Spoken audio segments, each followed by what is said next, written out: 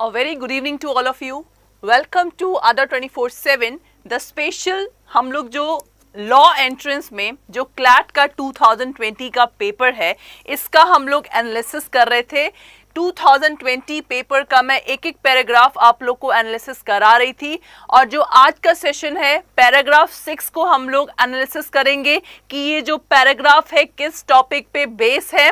मैंने आपको पहले भी बताया है ये जो कलर्ड वे में लिखा रहता है ये आप लोग के पेपर में ऐसा नहीं आता है, सिंपली एक कलर में आएगा। वो तो जस्ट एनालिसिस करने के लिए कि आप लोग को कैसे इस चीज को हाईलाइट करना है, कैसे पैराग्राफ में से कंटेंट को पहचानना है, आपके सामने यहां मैं प्रेजेंट करती हूं। तो आज का आप लोग का जो पैराग्राफ 6 है, देखिए पैराग्राफ 6 किस पे बेस्ड है आप लोग का, कॉन्स्टिट्यूशन ऑफ इंडिया। मतलब 2020 में क्लैट का एक आर्टिकल 20 पे भी क्वेश्चन आ चुका है जिसको हम डिस्कस कर चुके हैं और आज का जो पैराग्राफ है वो बेसिकली आर्टिकल 32 और आर्टिकल 19 क्लॉज 1 का एक क्लॉज है। इसको समझने से पहले हम पहले पैराग्राफ को देखेंगे कि आप लोग का क्या चीज है। सबसे पहला, the bench of doctor D.Y. Chandrachud and M.R. Shah justice has refuse to transfer the, इन्होंने क्या किया, refuse to transfer to CBI, refuse to transfer to the CBI the criminal case which is lodged against the Republic TV editor-in-chief Arnab Goswami for alleged the defamatory news show। मतलब ये basically किस चीज के ऊपर है, जो आप लोग का सुप्रीम कोर्ट के जो जजेस हैं इन्होंने रिफ्यूज कर दिया कि जो क्रिमिनल केस आप लोग के अर्नब गोस्वामी के अगेंस्ट लगा है ये आप लोग का सीबीआई में रिफ्यूज टू, मतलब सीबीआई में आप लोग का नहीं जाएगा, ठीक है। क्योंकि किस बेस पे था ये, जो आप लोग का मॉब लिंचिंग केस था पालगढ़ का जो कि बहुत ही फेमस हुआ था, ये केस आप लोग का उस बेस पे था।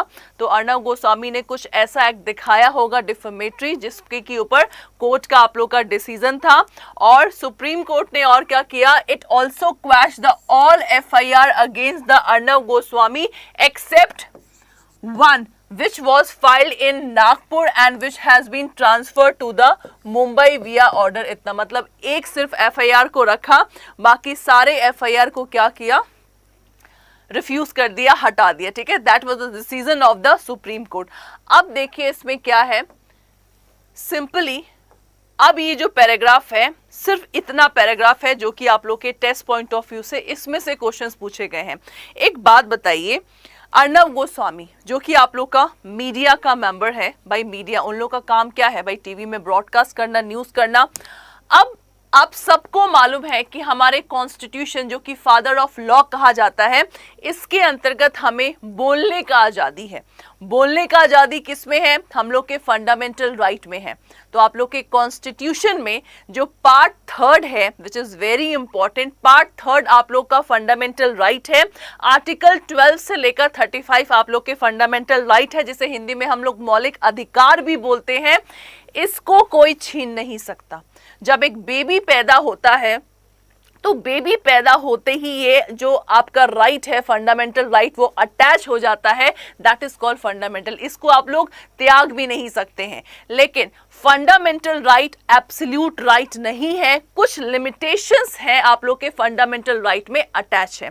तो ये जो आर्टिकल है basically delivering the verdict, justice Chandrachud said that article 32 of the constitution, मतलब इसमें 2 आर्टिकल के बारे में बात की गई है।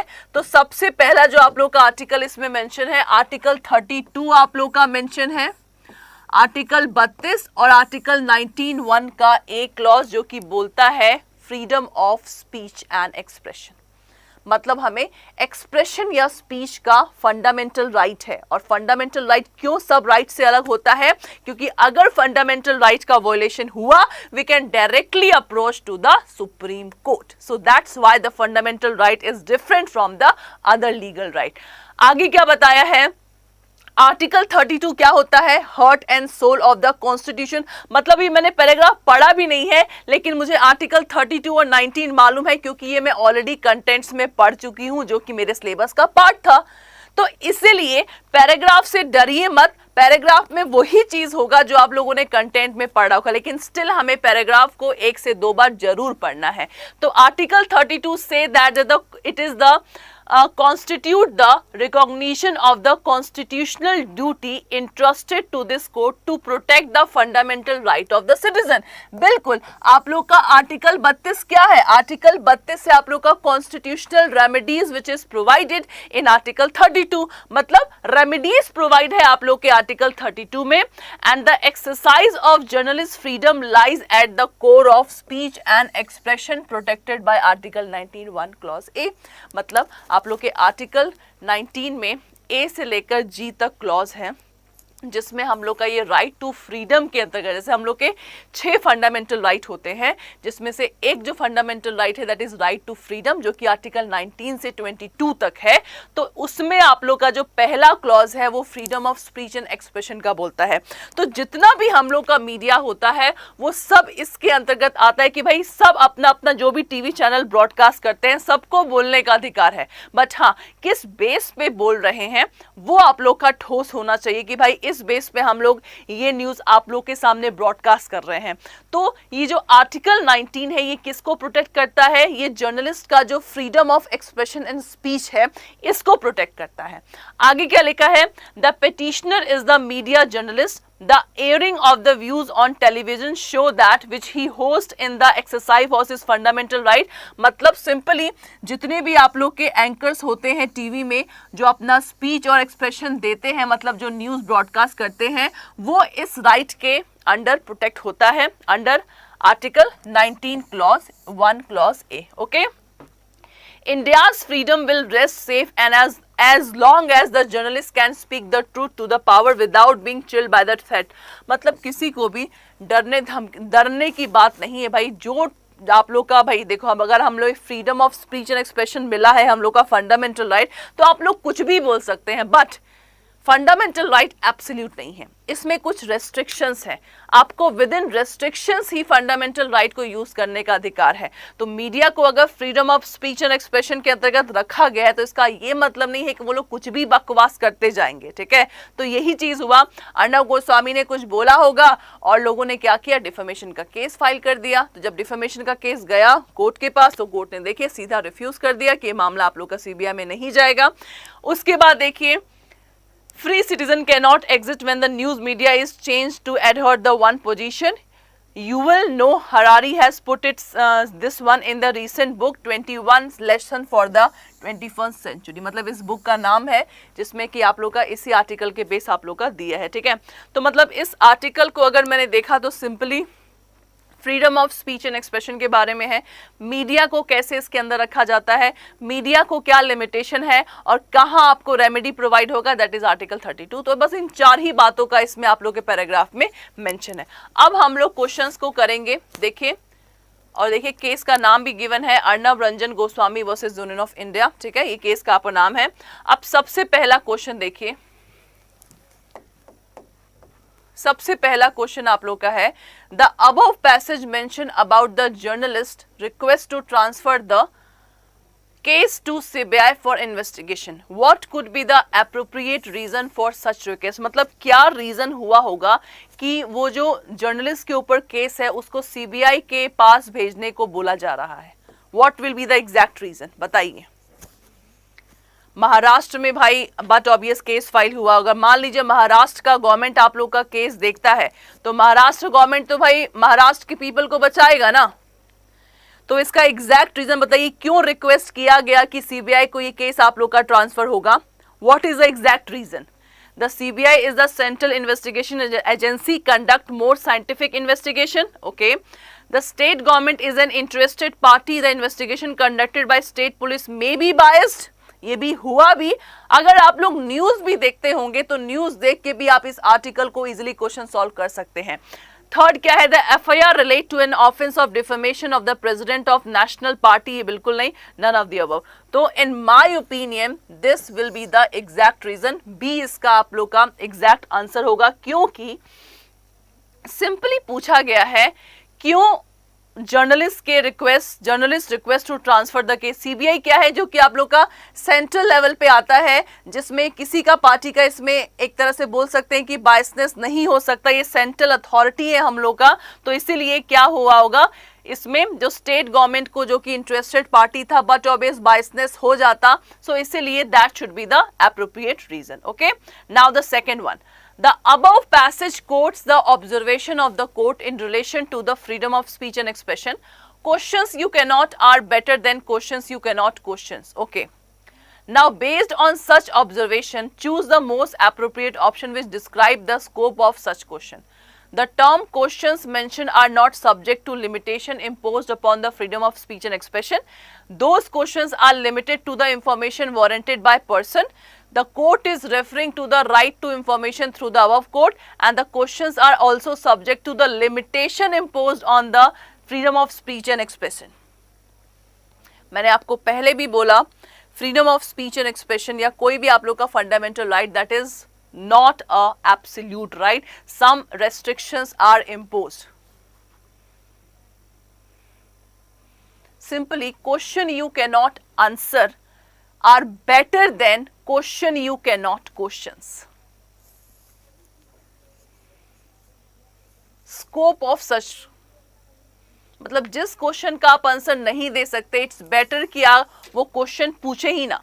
तो सिंपली इसका एग्जैक्ट क्या है आप लोग का answer? So for the second one, D is the exact answer, that the question are also subject to the limitation which is imposed by the freedom of speech and expression, जो मैंने आप लोग को बोला है that the fundamental right are the not the absolute right. There are certain restrictions which is attached to the that right. Okay, now third one. Third है, it is an established principle of law that the offense of defamation क्या है? Defamation आप लोग का एक offense होता है, मतलब किसी का reputation थर्ड पार्टी के सामने डाउन करना, that is called defamation. Okay, so it is an established principle of law that the offence of defamation has many expectation and imputation exceptions. मतलब जैसे मैंने क्या किया, भरी सभा में अपने फ्रेंड का बेइज्जती किया, डिफेमेशन कर दिया, तो इन दैट केस ये जो मेरा फ्रेंड है मुझ पे केस फाइल कर सकता है क्योंकि सारा एलिगेशन झूठ था. लेकिन एक्सेप्शन क्या है? अगर मैं किसी के बारे में सच बोल रही हूं, that is called the exceptions of defamation. वो एक्सेप्शन में आप लोग क्या आ जाएगा. तो यही चीज बता रहा है डिफेमेशन का जो एक्सेप्शन है कि अगर किसी के बारे में ट्रुथ बोलो तो वो भाई डिफेमेशन नहीं है. ठीक है, but accused must prove that such imputation was true and also for the public good. मतलब अगर वो ट्रुथ है, अगर वो पब्लिक गुड के लिए है, तो उसको मैं डिफेमेशन नहीं माना जाएगा in the law point of view. So in the light of the above statement which questions are not defamation. अब आपको बताना है कि डिफेमेशन क्या इसमें से नहीं है. 4 ऑप्शन है, ये 4 ऑप्शन आपके सामने हैं.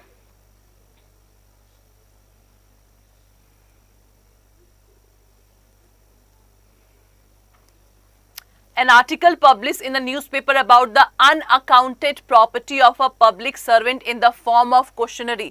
Public servant public authority होता है, public authority के अंतर्गत आते हैं, तो इसको पब्लिश करना, उसके अनअकाउंटेड प्रॉपर्टी को क्या ये डिफेमेशन कहलाएगा.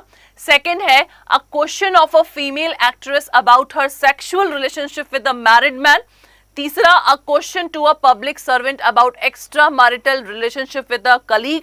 और चौथा है आप लोग का an article published in a magazine stating the female politician as a B grade actress. तो इसमें से क्या आप लोग का नॉट अ डिफेमेटरी है? डिफेमेटरी नॉट है. कौन सा इसमें से डिफेमेटरी नहीं है आप लोग का? मतलब खुद देखिए,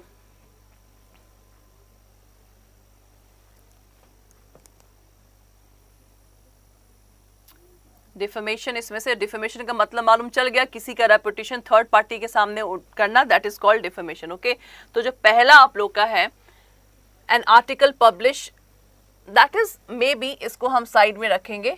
अ question of female actress about the sexual relationship the married man, ये आप लोग का क्या है? डिफेमेशन है. Question about the public servant extra marital relationship, ये भी आप लोग का डिफेमेशन कहलाएगा. Article publish in the magazine stating the female politician is a B grade, ये भी आप लोगों का क्या है? डिफेमेशन कहलाएगा. और क्या चीज डिफेमेशन नहीं है? So A is the exact answer. Okay, next. चौथा, in the above passage the court ordered for the merging of different FIR into one and investigation should be conducted in Mumbai. What is the reason behind such order? बताइए. मतलब अर्णव गोस्वामी के ऊपर may be same subject matter है, कई सारे FIR launch हो गए, तो सबको क्या किया गया, मर्ज करके एक सिंगल FIR कर दिया गया और investigation conducted at Mumbai. So what will be the exact answer? Number A है multiple FIR means multiple investigation and the same might cause the hardship to the accused. भाई मान लो FIR हो गया तो कभी इसको वहां यहाँ वहां ऐसे जा जाके तो परेशान हो जाएगा वो. सेकेंड क्या है, the first FIR was registered at Mumbai and investigation should be conducted at Mumbai. तो बाकी FIRs का क्या हो जाएगा, क्या होगा? The accuse reside at Mumbai and investigation should be conducted at only Mumbai. Multiple FIRs frivolous and there is only one cause of action. This is not the exact answer. So इसका exact answer क्या है? The multiple FIR means the multiple investigation and the same might cause the hardship to the accused person. So that's why multiples को क्या किया गया? Simply एक बनाया गया. अब बताइए जो डिफेमेशन आप लोग का क्राइम है ये क्या है, सिविल है या क्रिमिनल है? सिविल का मतलब जहां दो पार्टीज इन्वॉल्व होता है, क्रिमिनल का मतलब जहां एक पार्टी आप लोग का स्टेट होता है. सो what will be the exact answer? Defamation आप लोग का क्या है, सिविल या क्रिमिनल? क्योंकि जब मैं डिफेमेशन आप लोग लॉ एंट्रेंस का सब्जेक्ट में पढ़ेंगे तो डिफेमेशन आप लोग टॉर्ट में भी पढ़ेंगे. टॉर्ट जो आपका लॉ का सब्जेक्ट है आप लोग इसको IPC में भी पढ़ेंगे. तो टॉर्ट का मतलब क्या होता है, सिविल आपका लॉ है, IPC क्या है, क्रिमिनल है. So fifth one both A and this one civil and criminal will be the exact answer. Okay, so that's all for today's class. ये हम लोगों ने पैराग्राफ को अच्छे से समझा. अब बाकी आपके सिर्फ 2 पैराग्राफ है 7, 8 जो कि हम कल परसों में कंप्लीट करेंगे. उसके बाद मैं आप लोग को क्लैट 2021 का जो लीगल पार्ट के क्वेश्चन है उसका मैं आप लोग को एनालिसिस करवाऊंगी.